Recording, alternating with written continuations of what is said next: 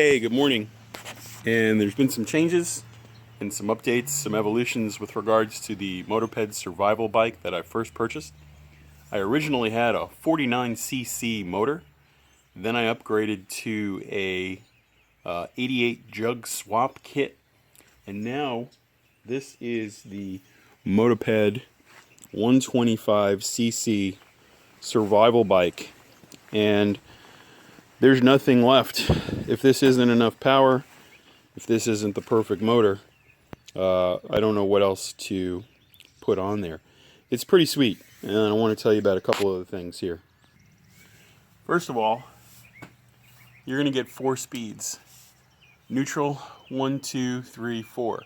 First gear is insane. First gear is bike tire off the front ground power.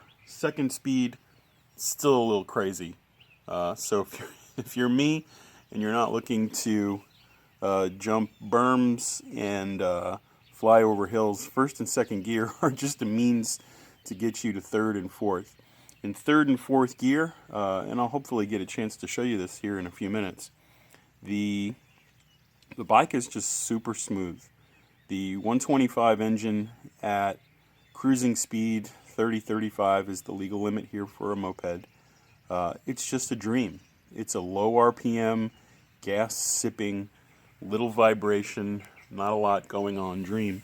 And so part of the challenge is getting your foot in a position where you can come down on the gears and then shift up when you're at a stoplight, for example.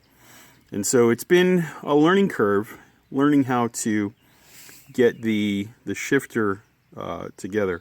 One of the nice parts about it is there's no clutch on here, and so when you're running the bike and you go to shift the gear, you are going from a full throttle open to a full throttle close, and when you throttle close, that's when you engage your gear. Go to first, throttle close, engage the gear, get up to speed, throttle closed, engage your gear, get up to speed, throttle closed, fourth gear, and now you're done.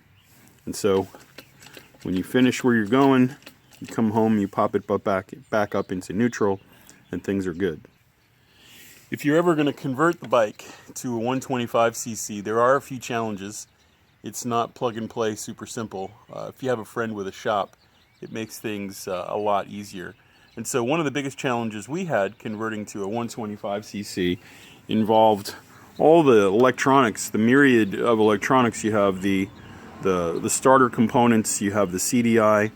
All of that was really tightly positioned and compactly stored away when this was a 49cc. But the carburetor for the 125 is substantially larger vertically, and it sort of pushes all that stuff out of the way. And so we've had to commandeer some mounting holes for parts that this one wasn't here, this one was here, and we just moved it over and sort of rerouted all of our electronics over here.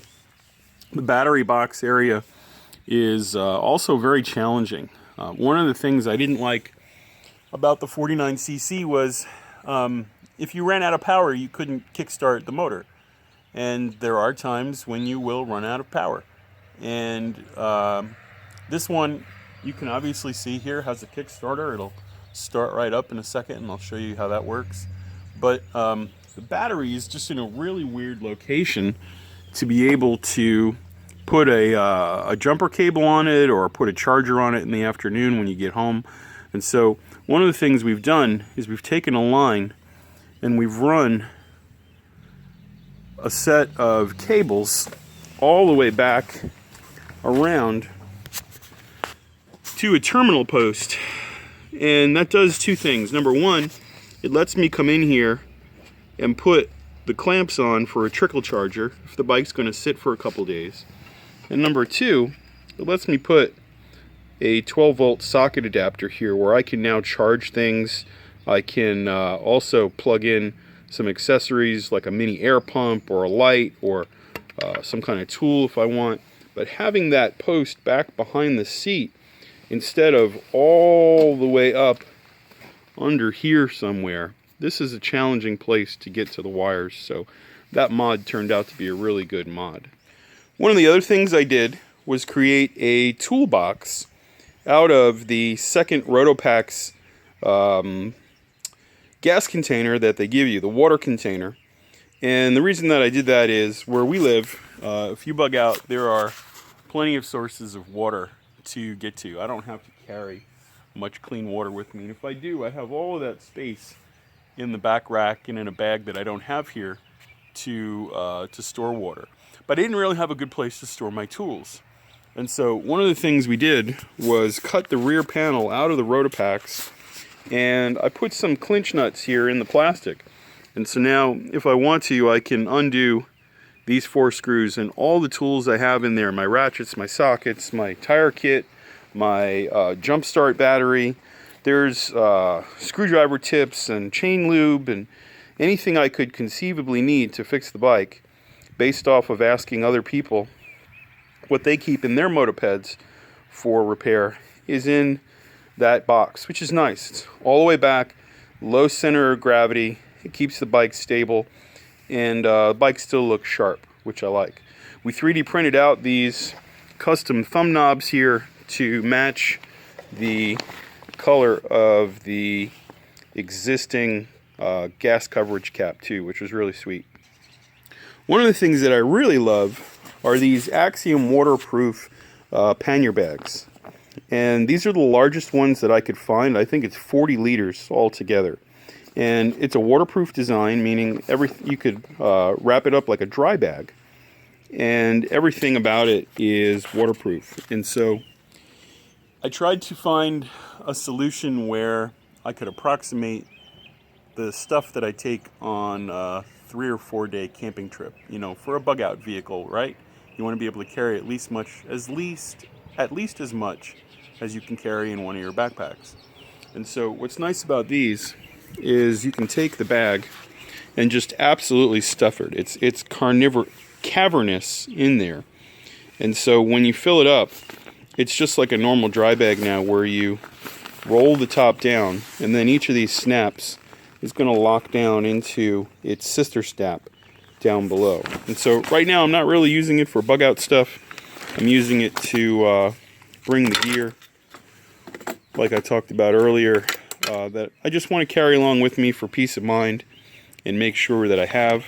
I also will take it and I'll put things like my jacket, and I'll go meet my wife and have lunch, and I'll put my lunches in here and things of that nature. But these bags cost around $100, and they're very easy to put on here. What I like about them is you can back these screws out on the unit, and they have a nice little locking tab. I don't know if you can see it there, but if you push this out of the way, now the bike is free to be, you can pull this right off of your Motoped survival rack. If you want to put it back on, it locks back on, and then you just twist that tab right back over. And so in that sense, the Axiom bags are really nice for this bike, because you don't have to worry about them coming off. And you do when you first get the bike. You're a little nervous about noises that you're hearing, and is it going to do this, and did the bags fall off, and is my jacket and lunch still there? And so just having those little clips is a nice peace of mind feature on the AXIOM Panniers. It seems like this is I'm the third person of the videos making reviews of this bike, and the AXIOM Panniers seem to be the ones that people are consistently purchasing. I know one other guy who's traveling around the country right now. He's using Nash bar bags that he purchased from a bicycle site. And so for now, for me, this is really good. I have a 35-liter dry duffel bag too that I can put on the back of the bike. I think I have it here in the garage somewhere. Yep. There's a company named Stormtech, and Stormtech makes a really sweet 35-liter bag that's a small duffel. And so what I'm going to do, use it to put a little bit of stuff in here.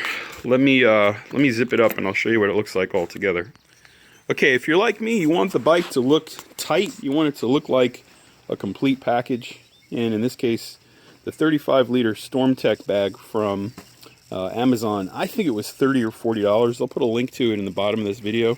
I want you to see that it's just a nice, compact size for this bike. It's perfectly positioned in terms of the overall dimensions of the rack right here. And again, it's completely waterproof. It's not water resistant. You can put a hose on this thing and it's just going to absolutely keep all your stuff dry. Again, the name of the company is Stormtech. And I got the black one. They also make an orange one if you want to be highly visible to people on the road here. And then when you're done, you can just unstrap it from your rack. You pull it off. And there you can see, you can take your valuables with you if you want. But all together, between the Axiom bags and the Stormtech bags, I have 75 liters that I can put on the bike. It looks like it was made for the bike. The muted grays, the blacks, the colors sort of all come together, and so it really, I mean, let's be honest, when we get these things, we want to be noticed. We want people to stop us at the store and say, hey, what's that? It looks pretty cool. When you search for the right components and you put everything together, it really comes out nice, I think. So between the Stormtech and the Axiom bags, it looks like a complete, put together, well thought out assembly of storage for this bike. Okay, so starting this thing is pretty simple to do.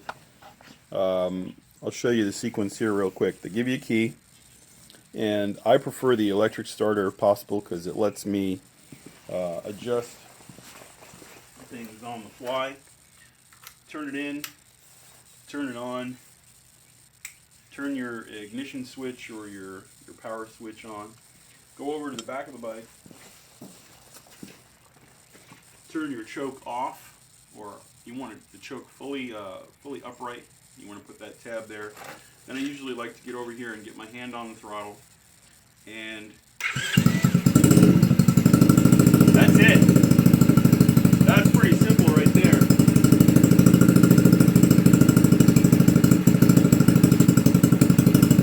Then I come over and look for the throttle.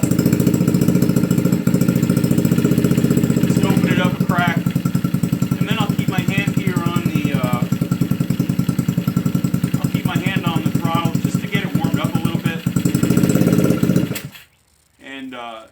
Let the engine warm up. So let's go ahead and start it up and let the engine warm up a little bit.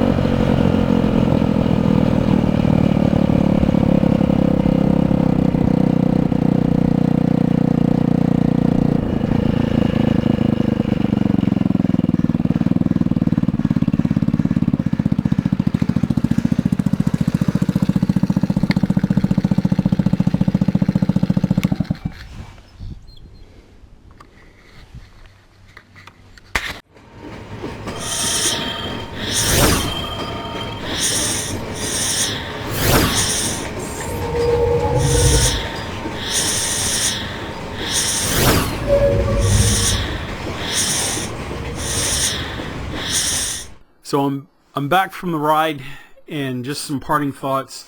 Number one, it's just a solid bike, and it's a bicycle with a big engine on it, and this is not a motorcycle. This for me is going to be a long, slow training process to learning how to ride a motorcycle. I can get anywhere from 25 miles an hour. Top speed on that bike so far, unofficially, allegedly, is 50 miles per hour. And at 50 miles an hour, you're flying on a 150-pound bike. So I'm learning balance. My core is getting tighter. I'm actually losing weight. When you're on the bike and you're having to finagle and move and curve and pedal, you're using calories that you wouldn't be using sitting behind a desk or sitting in a cubicle or just shooting the bull around the house. So all these things together are preparing me for one day owning an adventure motorcycle. But right now I can take everything that I own and go camping, and that'll be a future video here in a couple days. But I can easily load it onto the back of my truck. I can pick it up, I can move it around, I can lift it off the ground. I can drive into a town, turn off the engine, pedal right through like I was never there. So in terms of the functionality, you get all of the wonderful stealth aspects of a bicycle with all of the power of a motorcycle in this really tight, really simplistic, really powerful, uncomplicated, computer-free survival motoped. And it's a really wonderful, wonderful thing. You know, the other thing is, whatever issues I've had with this motoped survival from the first day that I got it, everyone at the factory has helped me with it. I've spoken with 4 different people out at the factory in Missouri, ranging from technicians who've built the bike, technicians who've designed the bike, guys who are responsible for warranty claims, right up to the ownership. And it's been extremely encouraging to have an American company standing behind an American product. I try in all of my purchases for all of my outdoor activities to support everything from garage and basement manufacturers out to fledgling and even larger companies that are trying to make as much as they can in America with American products made by American workers. If that's important to you, then Motoped is definitely a company that you want to invest your time and energy and cash with, because they stand behind the product. They've taken care of me, all of my newbie annoying questions, and they've gotten me going in a relatively short period of time. The other thing that I like about it, it's just simple. I do want this as a bug-out vehicle. I do want this as a survival vehicle. I have solar panels charging the computer that you're listening to me on. I've got caches of food in my closets downstairs. I have a hydroponic garden in the backyard. I've got a wind turbine above my shed. I'm planning for when things hit the fan. And right now I have extras, spares of anything electronic on the bike, the CDI, the starter coil, anything that's got a wire in it that may potentially go cuckoo in end of world type scenario. You know, tinfoil hats on, full disclosure. I have a copy of each of those parts in a Mylar bag in a Faraday style cage, just in case. And this thing is getting on average 50 to 60 miles per gallon with my fat ass driving around with a full tank of gas and a few other things in the pannier bags. So mileage may vary. If you're thinner than me, it's entirely realistic to get 60 to 70 miles per gallon on this bike. I will say I have found there's this really sweet spot with the 125 right around 29 miles per hour. You're just sipping gas and puttering along. I can get up to 50 like that if I want to, but just to get out and declutter my mind, relax a little bit, 29 miles an hour, there's just a vibration. You can hear it. You start to get in sync with the bike, which is really nice. I use this also. This is my office. I work from home, and when I don't want to think anymore and I'm tired of dealing with people, hitting that nice resonant groove at 29 miles per hour just starts to clear my thoughts. You know, ultimately, this was a good investment. I had some bumps along the way. I had some issues. The factory stood behind them 100%, shipped me everything I needed, supported all the knowledge that I requested, and they've been as good as I'd hoped they would be. This is a 4 out of 5 star product, 4.5 out of 5 star product. I can't give it a full 5 yet because I haven't owned it that long. I've only had it about a month. I've had this new engine on the bike a couple weeks. So as things progress and vary, I'll add more videos and let you know what I think. But in terms of simplicity, you've never ridden a bike before, motorcycle kind of device, you're going to love it. In terms of exercise, getting out there, being in the sunshine, getting fresh air, moving your legs around, getting off, walking around, hands down, absolutely met my expectations.